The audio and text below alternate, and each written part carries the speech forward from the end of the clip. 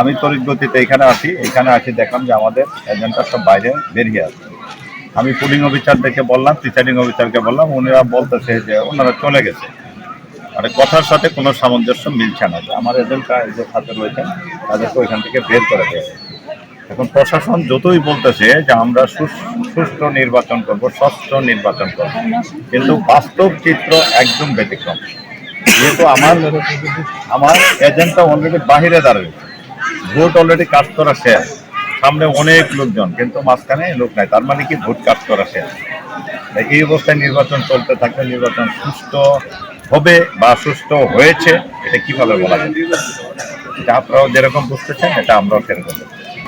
Agent যারা আছে বাইরে থাকবে, বাইরে থাকুক, ভিতরে থাকুক, যা হবার তো হয়েই গেছে। তারপরে কি করা যায় সেটা আমরা বিভিন্নভাবে ছবি টবি নিচ্ছি, আমরা দেখি কি করা যায়। সাংবাদিক ভাইরা আছে তাদের মাধ্যমে কি করা যায় আমরা সারা দেশবাসীকে এটা জানাবো, সারা বিশ্বকে জানাবো আসলে নির্বাচনের বাস্তব চিত্রটা কি। মানে মুখে এক কথা আর হইলে বাস্তবে এক কথা, আমরা সবাইকে জানাবো।